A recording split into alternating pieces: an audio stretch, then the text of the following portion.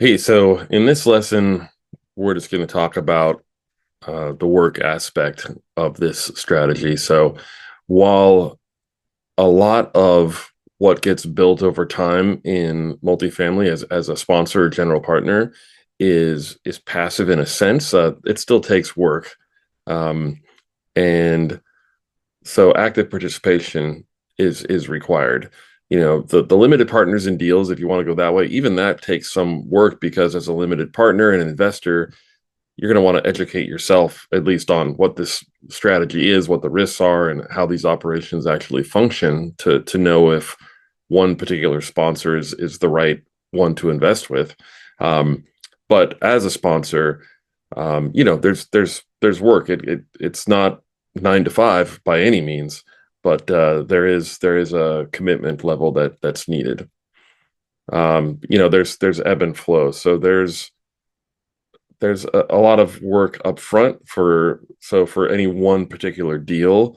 There's a lot of work that goes into just finding the deal and getting it to close. That's sort of a sprint to the closing, if you will, and that'll establish an income stream there. And then it takes regular check-ins and adjustments. So that's really about asset management. So you're going to be having regular asset management calls with your property manager.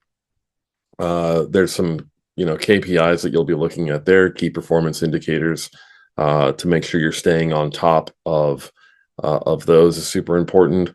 And then there's periods of intense work just to scale. So as you're looking at finding a new deal, the next deal after you've established one, there'll be another little sprint of work to close that next deal, and then it goes back to more of that, weekly check-ins and things. You're not, working 9 to 5 on that one property. So it does ebb and flow in that sense. Delayed gratification is a thing. So, of course, you're spending the time learning all of the details and the strategies here in this course and in our other pieces of this page, which is the first thing you have to do. And you do have to kind of keep your eye on the big picture because there's a lot of work that happens week to week, day to day. It's not that much. It's not full time, but it can feel like it has no reward. So, as an example, I just spent a few hours um, analyzing a deal, and then spent even more time talking to a broker, talking to a few property managers, talking to other potential co-sponsors on a deal. And at the end of the day, we didn't even not only didn't get the deal, we didn't even put an offer in because based on our analysis, we would have to have come in way below what their listing price was to have a shot. And so was that work wasted? I don't think so because we built a relationship further with that broker. We built relationships further with that property manager that we were working with, and then also just met in this case I met a new potential partner that I'd never met before, and so we might be able to do a deal in the future. So did we win that deal? No, but did we continue to build? I think the answer is yes on that front.